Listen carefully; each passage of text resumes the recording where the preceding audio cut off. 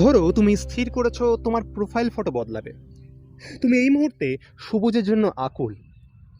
কোথাও একটা লতানো প্রাণ যদি পাওয়া যায়, বা বগনভেলিয়ার একটা কিছু উম, ডালপালা হলেও চলবে। খোঁজ চললো কোথাও একটু ধুলোবালিহীন পরিপূর্ণ একটা ডিজিটাল আশ্রয় খোঁজার।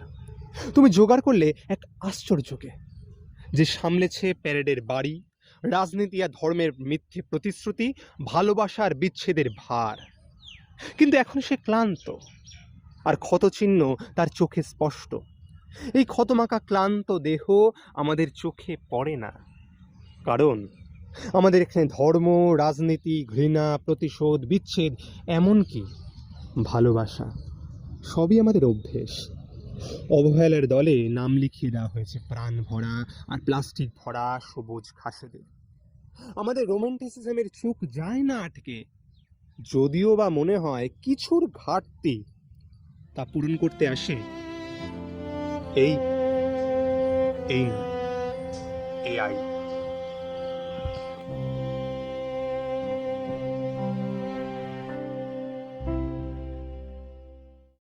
Damned blacks. How the blood flowed across the field. So many years, but the red still remains, shadowing the green.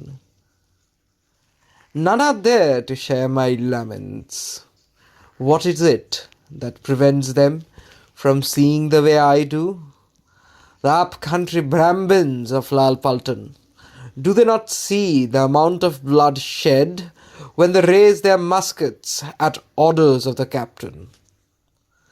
Oh, that damned native spear, which pierced me foot when the Nawab's moors circled me company. I lay unconscious, blood pouring down my dangling leg. Was it not the Yemen's farm boy who took me home to nurse that malady out? Then why must I, a man surviving on the graces of a low peasant, be forced to pick up arms against the men of his caste? How many more days shall pass before the bastards imitating Roman titles shall see the futility of this venture? How many days more shall pass till these recipients of honor from figures no less than the Imperator Rex stop the rapacious extraction with the aid of country agents, reducing the peasants to continue a paltry existence on jungle beats? And when them impoverished lot they protest the imposition of such a fate, they are shot by Galton rifles. Must the blood flow? Why must the green be covered by a sheet of red? The fields were never green. My eye sees no shade more dominating than the savage red. The grass is not green, dear friends in London. The grass is no more green. নিশ্চিত কোথাও কোনো ভুল থেকে গেছে। প্রধান অসুখ নিয়ে কলকাতায় ঘোরে লক্ষ লোক। আজ কিছুদিন হলো তারই মধ্যে বসন্ত এসেছে। প্রত্যক্ষ পলাশে পাশে মুচকুন্দ চাপার নোলক। নিশ্চিত কোথাও কোনো ভুল থেকে গেছে ব্যবহার। মানুষের সব গিয়ে এখন রয়েছে হিংসা বুকে। প্রেম পরিণয় গিয়ে এখন সে রক্তে, অসুখে মোহমান প্রাণ নিতে পারে। নিশ্চিত কোথাও কোনো ভুল থেকে গেছে ব্যবহারে। মানুষের সঙ্গে আর মেলামেশা সঙ্গত নয়, মনে হয় এর চেয়ে কুকুরের শ্লেষাও মধুর।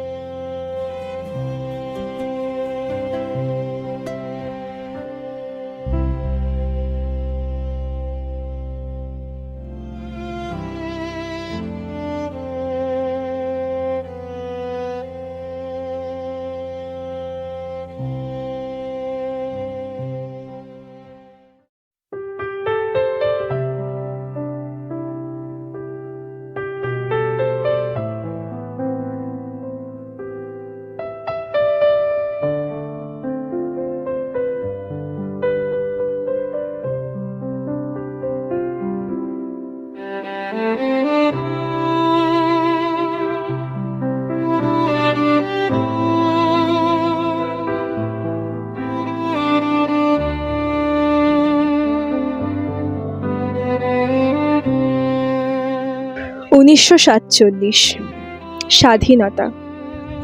কত লড়াই, কত রক্ত, কত অপেক্ষার পরে অবশেষে আমরা স্বাধীন। আজ আমি দাঁড়িয়ে আছি স্বাধীন ভারতের মাটিতে, দিগন্ত বিস্তৃত এই কলকাতার ময়দানে।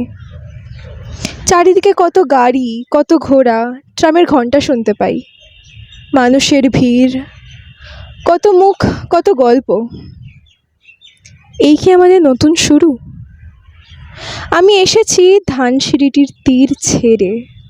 ওখানে ছিল আমার ভিটে, ছিল আমার সকাল, ছিল সন্ধ্যা, ছিল এক রাশ আশা। এখন সবই কেমন যেন অতীত। আমরা চেয়েছিলাম স্বাধীনতা, কিন্তু দেশের মানুষ, তা তো ভাগ হওয়ার কথা ছিল না। আমরা তো জানতাম হিন্দু মুসলমান সবাই ভাই, সবাই বোন, একই মায়ের সন্তান। আমি দেখেছি আগুন, দেখেছি রক্তে ভিজে যাওয়া রাস্তা, দেখেছি মানুষ মানুষের শত্রু হয়ে উঠেছে। আমি হারিয়েছি আপনজন, হারিয়েছি পরিচিত মুখ, পরিচিত সেই হাসি। কিছু মানুষ হারিয়ে গেছে চিরতরে, কিছু মানুষ বেঁচে থেকেও নিঃস্ব হয়ে গেছে। এই জন্যেই কি স্বাধীনতা? আমরা তো চেয়েছিলাম মুক্তি, চেয়েছিলাম মাথা উঁচু করে বাঁচতে। কিন্তু এই স্বাধীনতার শুরু যদি হয় ঘৃণা দিয়ে, তবে সে কেমন শুরু? এই শহর অনেক বড়, এই ময়দান বিশাল, কিন্তু এত মানুষের যে থাকার জায়গা নেই। চারিদিকে ভিড়, অথচ বুকের ভেতরটা একেবারে শূন্য। আমি প্রশ্ন করি, এই নতুন সকালটাই কি আমাদের স্বপ্ন ছিল? এই শূন্য হাতে শুরু করাই কি স্বাধীনতা? যে স্বাধীনতা মানুষকে ভিটে মাটি ছাড়তে শেখায়, ভাইয়ের বিরুদ্ধে দাঁড় করায়, চেনা নদী চেনা আকাশ ছিনিয়ে নেয়, সে স্বাধীনতা কি সত্যিই মুক্তি? আমি আজও বিশ্বাস করতে চাই একদিন সব কিছু সত্যিই সবুজ হবে, রঙিন হবে।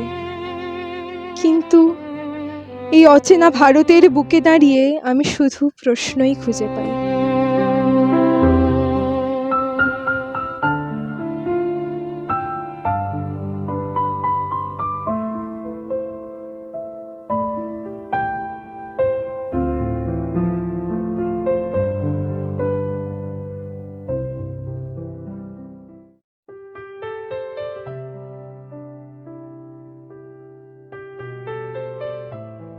আমি একজন স্টুডেন্ট।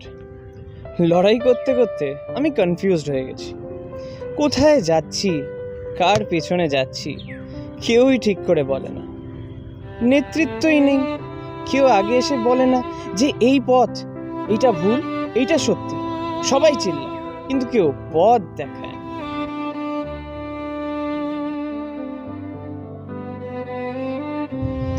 আমি আজ ময়দানে দাঁড়িয়ে। ওই ময়দানের ঘাসটা আমার জন্য শুকিয়ে গেছে। একসময় ওরা সবুজ ছিল, কিন্তু এখন পায়ের নিচে ভাঙে, ধুলো হয়ে উড়ে যায়, যেন ময়দানটা ক্লান্ত হয়ে চুপ করে বলছে যে আর না। ওই শুকিয়ে যাওয়া ময়দানের মাঝখানে আমি আজ দাঁড়িয়ে। আমার ভেতরটাও ঠিক সেরমই ঘাসের মতন শুকিয়ে গেছে। যেখানে স্বপ্ন ছিল সেখানে এখন শুধু খালি। আর আমি নিজেকে একটাই কথা জিজ্ঞেস করি, এই লড়াইয়ের কি কোনো মানে আছে? স্বাধীনতা কি আসবে আদেও, নাকি আমরা শুধু এই ভাবনা নিজেদের ভাঙতে ভাঙতে শেষ করে দেব? আর যদি কোনো দিন স্বাধীনতা আসেও, আমরা কি এটাকে রেসপেক্ট করতে পারবো?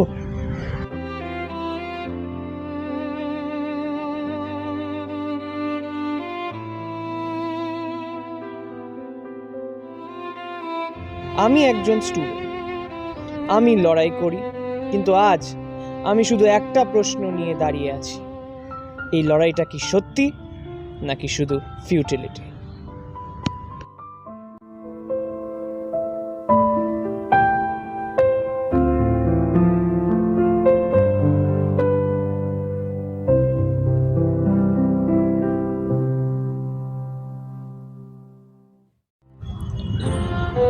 সবুজ নিংড়ে নেওয়া সভ্য প্রাণীদের নাচ আমাদের এখন চোখ শোয়া হয়ে গেছে। প্রত্যেকটা বছর দেখছে আমাদের দিকে তাকিয়ে। এই হতাশ দৃষ্টির দিকে আমরা কোন মুখে তাকাই বলুন?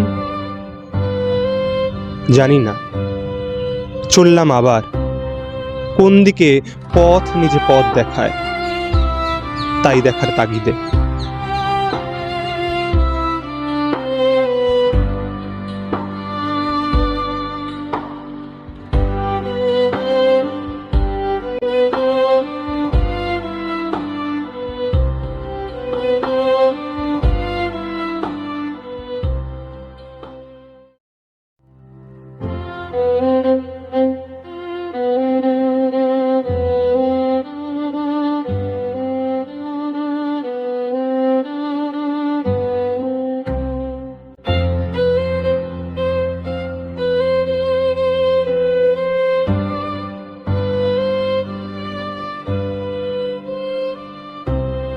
দেশকে মানচিত্রে আঁকার ভোরে ঘাসে প্রথম যে রোদ পড়েছিল, সে রোদ ছিল লোহার, হুকুমের, হিসেবের, বন্দুকের।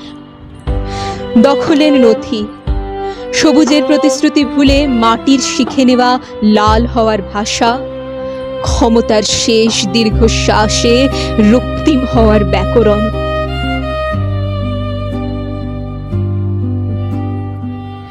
রক্তই গন্ধ পাল্টে স্মৃতি হয়, নাম পাল্টে ইতিহাস হয়।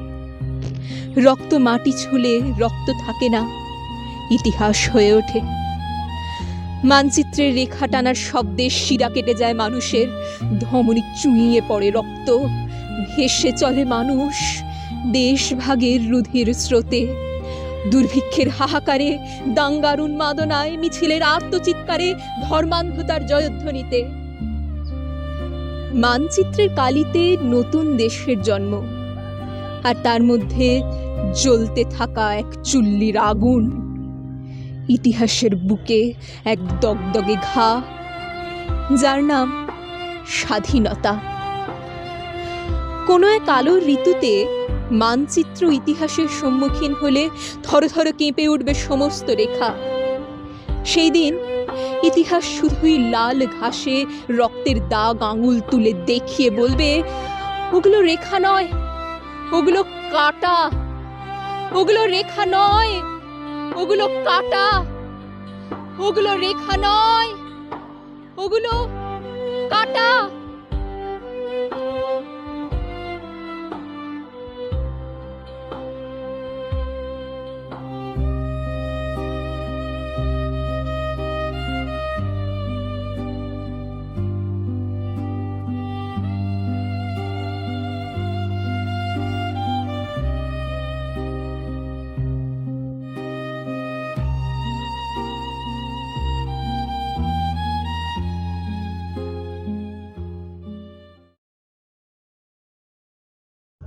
দূরে চোখ গেছে আটকে। যতটা দূর অবধি দেখতে পেলে পেছনে ফিরে তাকানো সম্ভব নয়। এই নাও সবুজ মেলে ধরলাম তোমার সামনের রাস্তায়, যেই রাস্তা দিয়ে দূরে যাবে তুমি, আর ফিরবে না এই অবহেলার এই সান্নিধ্যে।